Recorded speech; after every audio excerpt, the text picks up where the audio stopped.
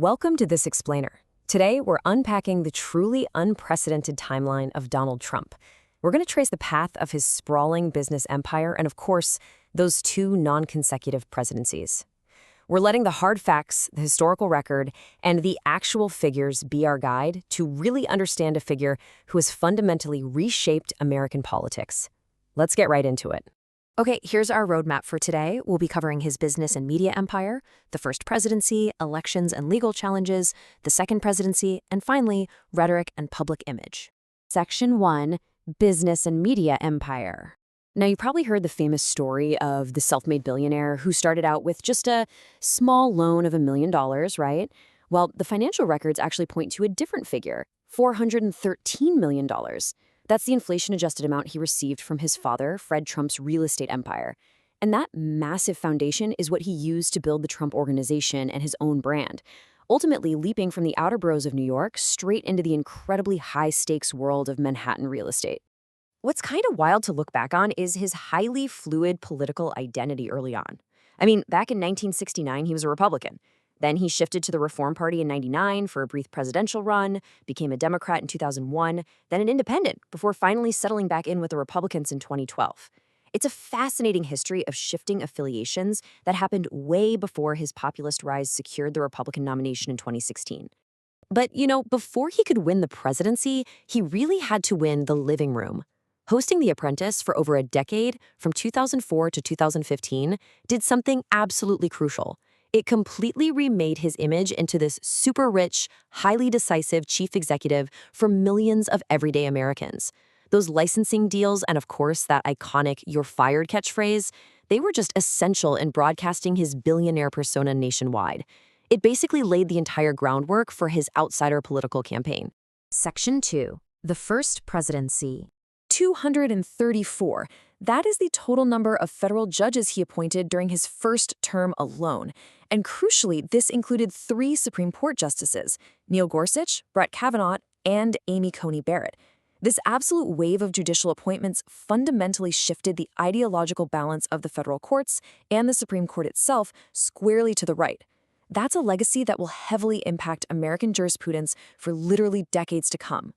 If you look at his first term, it was really defined by sweeping changes. He pursued massive deregulation and signed the Tax Cuts and Jobs Act of 2017.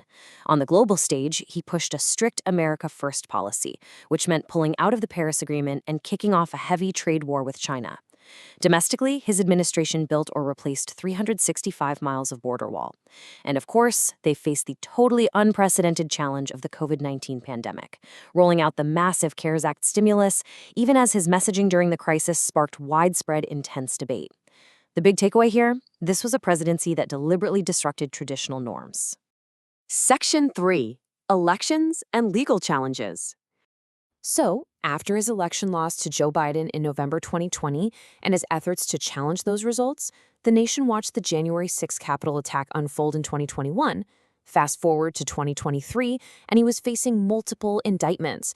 But here's the thing. Despite these massive, historic hurdles, the timeline charts a direct path to an extraordinary political comeback, culminating in his re-election in November 2024. In May 2024, he was actually convicted of 34 felony counts of falsifying business records by a New York state court. 34 counts. That officially made him the first U.S. president ever convicted of a felony. But then, following his re-election, the judge handed down a no-penalty unconditional discharge, specifically citing presidential immunity. It was a legal scenario the country had literally never seen before. Section 4, The Second Presidency. He wasted absolutely no time. In a truly unprecedented executive action, his administration fired more than 30,000 federal employees by late February 2025. 30,000! Working with figures like Elon Musk in the newly formed Department of Government Efficiency, the goal was to swiftly replace career civil servants with personnel strictly aligned with his America First agenda. This single move completely upended decades of federal hiring norms and massively centralized executive power. Then there was his signature 2025 legislation, the One Big Beautiful Bill Act. This was a colossal legislative package. It made the 2017 tax cuts permanent, rolling out $4.5 trillion in tax deductions that mostly favored higher income brackets. To offset that massive price tag, it targeted cuts to the social safety net, slashing funding for Medicaid and SNAP. It also drastically shifted priorities, wiping out renewable energy tax credits while funneling major funding into defense projects, like the proposed Golden Dome missile defense system. Now, if we compare his first-term economic policy to his second, you see a dramatic escalation.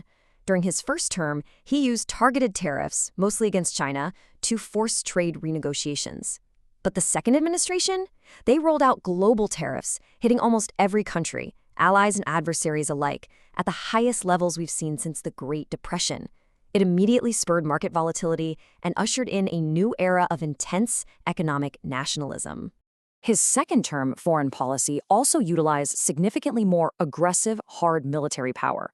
We're talking an escalation from a highly contentious public meeting with Ukraine's President Zelensky in early 2025 to an extraordinary U.S. military raid down in Venezuela to actually capture its president in 2026.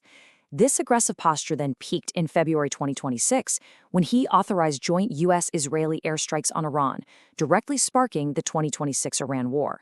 It is very much a foreign policy defined by expansionism and sheer force. But this rapid deployment of executive powers certainly didn't happen in a vacuum. By mid-January 2026, an astounding 550 lawsuits had already been filed across the country. 550. These legal challenges targeted the legality of his second-term executive actions, his mass deportations under the Alien Enemies Act, and his sweeping deregulation efforts.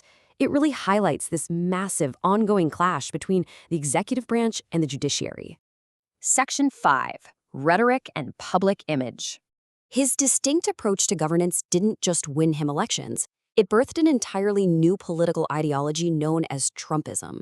This is a movement characterized by right-wing populism, intense loyalty, nationalist rhetoric, and a profound expansion of presidential power under the unitary executive theory. He essentially brought once fringe ideas straight into the mainstream, consistently challenging and often dismantling long-standing institutional norms. And we have to acknowledge the effectiveness of this approach cannot be understated. Despite facing intense criticism, profound controversies, and unprecedented legal battles, his messaging resonated deeply with the American electorate.